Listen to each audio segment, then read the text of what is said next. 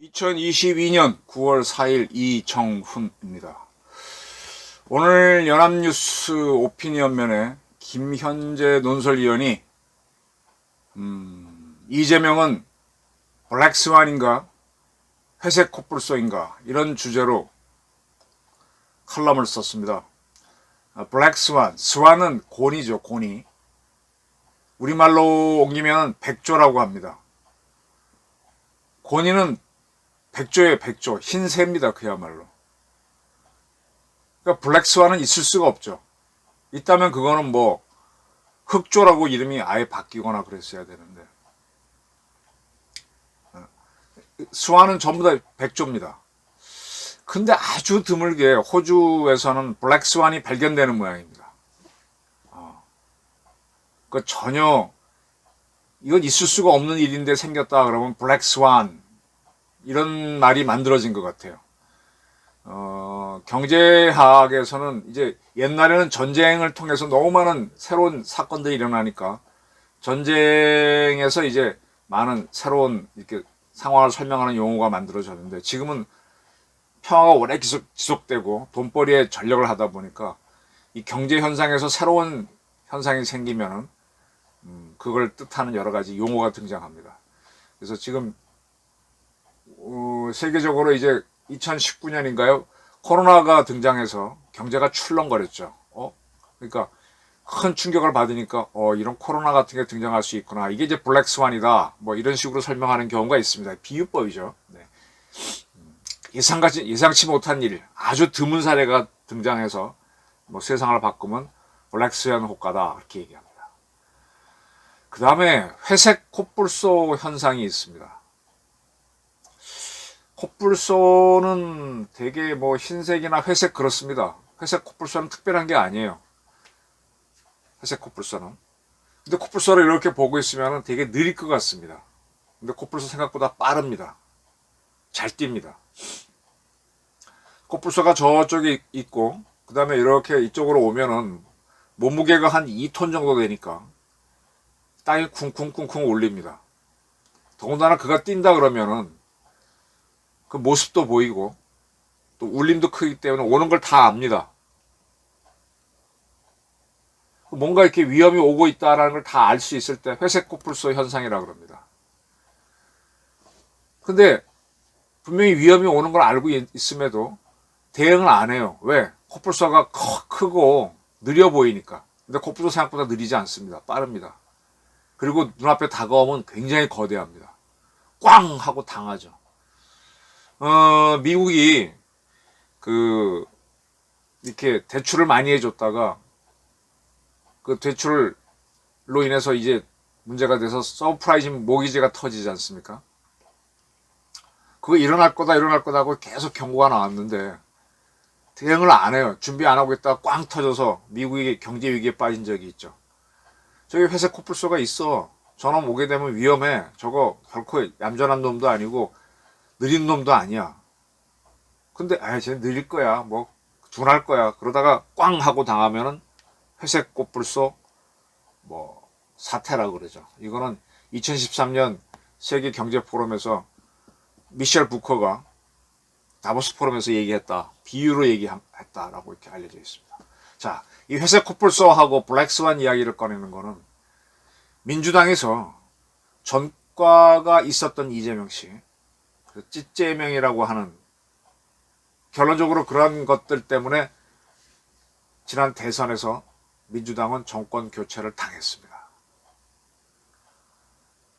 그리고 이재명 씨는 또 선거 과정에서 많은 또 문제에 부닥쳤죠. 대장동 게이트, 백현동 게이트, 뭐 또 뭐죠? 뭐 하도 많아가지고. 성남FC 후원금 문제, 변호사비 대납 문제, 또 결정적으로 부인 김혜경 씨가 연루된 법카 비리, 아들의 도박 사건 사실이었죠. 숱한 것들이 걸렸습니다. 그런데 그러한 이재명 씨를 대선에서 졌는데 민주당이 다시 당대표로 압도적으로 뽑았습니다. 아니나 다를까 뽑아놓고 나니까 위기가 다가옵니다. 민주당에서는. 지금 선거법상 공소시효가 6개월이라서 제가 구구절이라고 얘기했죠. 5월 9일 대통령 선거를 했으니까 6개월 후는 9월 9일. 9월 9일은 우리로서는 원래는 추석이지만 북한 입장에서 보게 되면 북한 정부 수립일, 우리의 8월 15일 건국절과 같습니다. 그래서 구구절을 앞두고 기소를 할 가능성이 매우 높다. 그거 다 알고 있었잖아요. 그 기소를 코앞에 하고 갔기 때문에 이재명 검찰에 와라 그러니까 이제 반발하고 있습니다. 민주당. 이거 다 예상했던 건데 왜 뽑았지? 정치 보복이라 그러는데 보복이 아니라는 건 이미 민주당이 알고 있었지 않습니까? 그리고 민주당이 또 웃기는 거는 이재명 씨가 선거 과정에서 많은 문제가 있었고 선거 전에는 이미 전과가 있었고 가족의 문제도 있었다게 드러났는데 근데 검수완박법안을 무리하게 밀어붙여가지고 통과시켜놓고 그 다음에 계양을이라고 하는 거기는 뭐 호남 지역을 빼고는 민주당 후보만 내세우면 거의 뽑아주는 곳인데 거기를 갖고 있던 송영길 의원이 자기 지역구를 내주고 가능성 없는 서울시장 선거에 나와서 스스로 이제 자살을 하죠. 그리고 계양을에 이재명 씨가 나가게 해줘서 국회의원이 되게 해줍니다. 이재명 씨가 국회의원이 되는 것 자체가 저거 저 양반 수사받는데 그 방탄용이야? 그렇게 의심을 했는데 당대표까지 그냥 개딸들이 붙어갖고 마구 밀어붙여갖고 지금 해줬습니다. 이건 뭐지? 분명히 사법 리스크가 회색 코뿔소가 달려드는 건 다 아는데 이야 이걸 왜 하지? 서브프라임 모기지 사건 터진다는 건 예측이 됐는데 왜 하지? 거기에 대비해서 검수완박 법안을 만들고 그 정도 그 다음에 보궐선거에서 이재명 씨가 국회의원이 되게 해주는 그 정도 방탄을 해놓고 해. 근데 이거가 완벽할까? 완벽하지 않은데.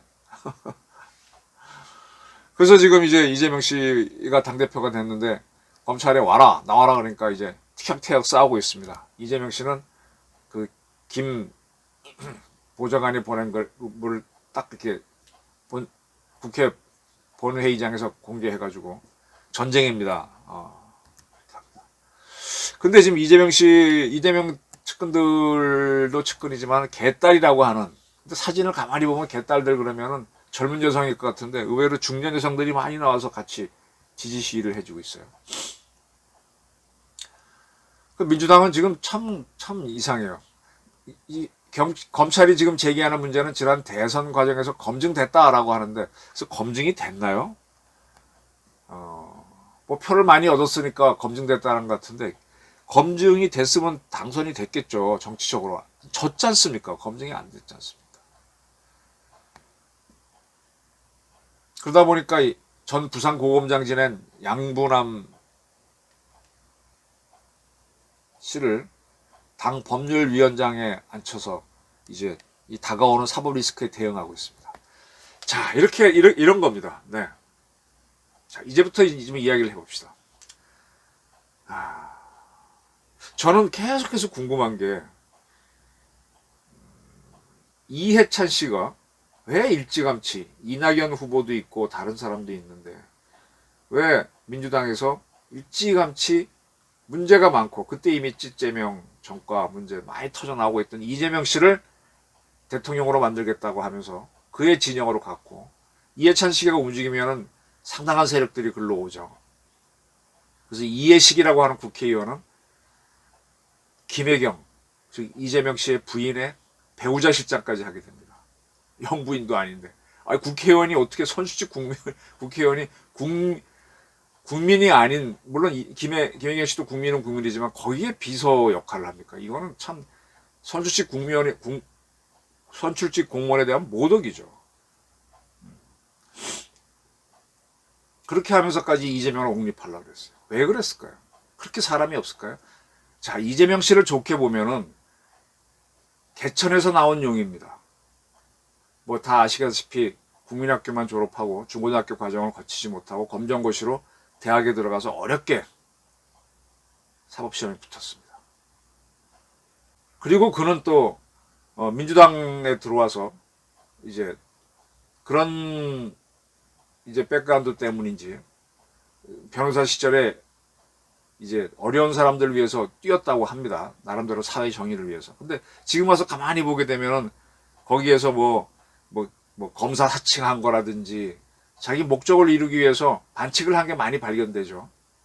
운동권 사람들이 그래요. 예를 들면은 뭔가를 하기 위해서 폭력을 동원한다든지 뭐 언론을 마구 동원한다든지 막 그런 게 많죠. 그렇게 드러나서 아니다 하는데 어쨌든 성남시장에 2번 당선되고 하다 보니까 정치적 인기가 있었던 거죠. 그런데 민주당으로 뛰었습니다. 이 양반은 안동 출신이라고 돼 있죠. 그러니까 경상도 사람이 민주당에 가 있으니까 민주당에서 보기에는 상당히 좋은 조건이죠. 개천에서 나온 용. 그러니까 일반 국민들이 보기에 좋아할 수 있는 요소가 되고, 그 다음에 영남 출신인데 민주당에 왔으니 상당히 좋은 모양이 되죠. 항상 그 민주당 입장에서는 우리나라 선거를 해보면 51대 49로 나와서 민주당 대통령 후보가 되게 어려운데, 이 영남권에서 어떤 식으로 표를 갖고 올 수 있다. 제가 몇 차례 말씀드렸지만 문재인 씨가 대통령이 되는 과정, 박근혜한테 지고 나서 분석했을 때 51대 49니까 안 된다. 이 문재인 씨도 부산 쪽 사람이죠. 그래서 영남 후보를 내세우고 민주당 표를 받고 그러면 가능성이 있다. 그래서 이제 문재인을 옹립하고, 또 그래도 부족하니까 어떻게 합니까? 우리나라 원전 본부가 3개는 영남에 있고 하나는 호남에 있으니까 이 원자력이 문제가 있다라고 탈핵을 주장하게 되면은 영남이 쪼개지니까 1%포인트만이라도 이기는 거니까요. 뭐 그런 식으로 민주당이 선거운동 했다고 말씀드린 적이 있는데, 딱 민주당 입장에서 보게 되면, 집권 구도로만 보게 되면 영남 출신이, 그리고 이제 스스로 상당히 지식이 있다는 거는 사법시험에 붙었고, 또 백그라운드는 개천에서 난 용이고, 그러면 할 수가 있죠. 순수 호남 사람만 내세워서는 당선이 안 되거든요. 그래서 이 사람을 옹립했다라는 건 보입니다. 그런데 문제점은 이재명 씨는 너무 약점이 많아요. 너무 많은 사건이 돼 있습니다. 그리고 지난번 대선에 졌어요. 물론 문재인 씨도 한번 박근혜 후보한테 졌다가 다시 나와서 당선되는 과정을 겪었지만, 그거를 이재명 씨한테 그대로 씌우기에는 너무 리스크가 큰데 왜 자꾸 이 사람을 옹립하냐 이거예요. 그리고 문재인 5년을 지나놓고 나서 보니까 지금 어떻게 보이십니까? 저는 계속해서 문재인 씨는 아바타라는 얘기를 했습니다. 그가 탈핵 정책이라든지, 그 다음에 집권하자마자 국정원, 검찰의 과거사에 넣어가지고 뭐 김학의 사건 막 뒤져갔는데 결국은 다 무죄가 나고 뒤집혀지지 않습니까? 그 다음에 기무사를 무력화시켜서 안보지원사 만들었지만, 그때 뭐 기무사 간부들을 기소했지만 다 무죄 나오고, 국정원 초토화시키고, 경찰을 막 해갖고 뭐 국가수사본부 만들고 뭐 어쩌고 해서 결국은 검경이 갈등하게 만들고, 지금 와서 가만히 보게 되면 우리나라를 지키는 핵심 세력들을 뒤흔들어 놓으려고만 했지, 그들이 추진했던 개혁은 다 틀린 걸로 나옵니다. 지금 에너지난이 심각해지니까 탈핵은 완전히 틀렸죠. 북한의 핵무장에 대해서는 찍소리도 안 하고 우리 핵만 흔들었습니다. 그럼 이거 문재인 씨는 뭐지? 이 사람은 왜 아바타 역할을 했고, 자기가 무슨 검찰이나 에너지 정책이나 국정원에 대해서 특별히 해안은 없었는데 집권하자마자 한 달 만에 과거사에 넣어서 다 뒤흔들었습니다. 누가 이런 지령을 내렸지? 지령받은 것처럼 움직였어요. 그리고 임종석 씨가 대통령 전원기를 타고 레바논까지 가서 갔다 오고 난 다음에 얼마 안 있다가 김정은이가 신년사에서 유화적인 걸 발표하면서 갑자기 김여정이가 대한민국에 오더니만 남북 정상회담이 열리고 와르르르 달려갔습니다. 진짜 저 트럼프까지 말려들였다가 트럼프가 하노이 노딜 하지 않았으면 이거 아찔했습니다. 그래서 이제 깨지고 난 다음에는 북한도 속았다 그래갖고 이제 굉장히 믿었던 거죠, 우리 문재인을. 그 다음에 뭐 삶은 소대가리 특등 모조리 그러는데 계속 공을 들이죠. 그래서 해수부 공무원 피살 사건 때도 찍소리 안 해. 북한 어민을 강제로 송환해줘. 갖다 바치고. 친서를 보내고. 그거 왜 저랬을까? 속이 없는 사람이죠. 그건 저거는 문 대통령도 그리고 박지원이라고 하는 희대의 사람을 국정원장에 앉히는데 그 국정원이 얼마나 엉터리였는지는 지금 2명의 검사가 가서 지금 민변 출신 감찰실장이 딱 그대로 임기대로 한다고 버티고 있으니까 내부 문제를 조사 못 하잖아요. 그래서 감찰 심의관 자리를 신설해서 부부장 하나 보내고 기조실장에 검사 출신 보내니까 그나마 지금 국정원에 약간 이제 정리가 되고 있는데 왜 저렇게 됐을까? 왜 저런 구도를 이 큰 그림 보십시오. 국정원 무력화, 기무사 무력화. 지금 이 판국에 문재인 정권에서 무력화되지 않은 데는 제가 보기에는 동아일보, 조선일보입니다. 두 신문은 빚이 거의 없어요. 자기 자본이 굉장히 높습니다. 그리고 상장도 안 한 기업입니다. 빚도 없고 오나가 있고 그리고 오나들이 그런 대로 괜찮은 분들이에요. 그러니까 여기는 치지 못하죠. 삼성, 현대 이런 것들은 주식이 상장돼 있고 그렇게 또 칩니다. 그리고 동아조선의 사주들은 김대중 정권 때 한번 당했어요. 그래서 동아일보 사주 부인께서는 하도 괴로워서 투신해서 자살하신 적이 있습니다. 그때 조선일보, 동아일보 두 사주는 감옥에 갔었습니다. 그런 경험이 있기 때문에 더 주의해서 했죠. 정말 정부 조직은 그 중에서 핵심이라고 할 수 있는 국정원 이런데 군 이런데 다 무너졌습니다. 거의 언론만 살아남고 물론 그들도 뭐 누웠다라고 눕긴 누웠죠. 그렇지만 그나마 조건이 그렇기 때문에 버텼고 나머지는 거의 다 넘어갔던 것 같아요. 아슬아슬했죠. 정말 0.73%포인트 못 이겼으면 어떻게 됐을지. 새로 시작되는 지금 5년 정권에 제2의 문재인 들어섰으면 허이고. 근데 지금 여전히 이해찬 세력에 붙어서 이재명을 옹립해 주는데 그 뒤에서 이재명을 받들어 주는 세력은 개딸들입니다. 개딸들이 도대체 누굴까요? 근데 제가 분명히 단언하는 거는 이재명 씨 백그라운드를 보게 되면 이재명 씨는 운동권이 아니었습니다. 그냥 사법시험이나 공부한 사람이에요. 주사파는 더더욱도 아닙니다. 지금 뭐 자기 친구 대학 다닐 때 누가 주사파 어쩌고 하는데 별로 그냥 인연이 없는 사람입니다. 근데 문제는 이 주사파 출신 운동권들이 이재명 주군에 붙어 있다는 거죠. 이 주사파 이런 세력들이 자기네가 스스로는 힘을 못 잡죠. 그러니까 지난 5년 전에는 문재인이라는 사람을 옹립해서 대통령이 되게 해주고 그들이 뜻을 폈죠. 주사파 말고도 여러 뭐 반핵 세력, 탈핵 세력 이런 세력이 다 붙어갖고 이용을 했죠. 그리고 미국하고 일본, 우리하고 일본을 이간시키려는 세력들이 다 문재인이라는 사람을 통해서 아바타였죠. 근데 이재명도 그런 거 아니야? 왜? 이 양반 약점이 너무 많아. 그러니까 뭔가 하게 되면은 이것만 흔들어도 이재명 씨는 내부에서 반발을 안 할 거다. 근데 이런 약점을 지키려면 이런 세력들이 붙어줘야 지키고 그리고 또 이러한 백그라운드도 없어요. 영남 출신인데 호남에 왔다. 개천에서 나온 용이다. 입지전쟁의 사람이다. 다른 사람 내세워서는 국민적 지지가 안 온다. 그리고 이번 대선에서 어쨌든 간에 선전했다. 그래서 저는 이재명 씨가 제2의 문재인 아바타가 아니냐 이렇게 보는 겁니다. 그리고 그를 조종하려고 하는 세력은 누구냐? 그 이해찬 세력 아니냐? 이해찬은 누구냐? 이재명 씨가 5년 후에 대통령이 되면은 주사파들이 다 살 수 있겠죠. 그런데 이재명 씨는 겉배서 말씀드리지만 약점이 너무 많아서 사법 리스크가 있습니다. 근데도 밀어붙입니다. 그러니까 이 양반이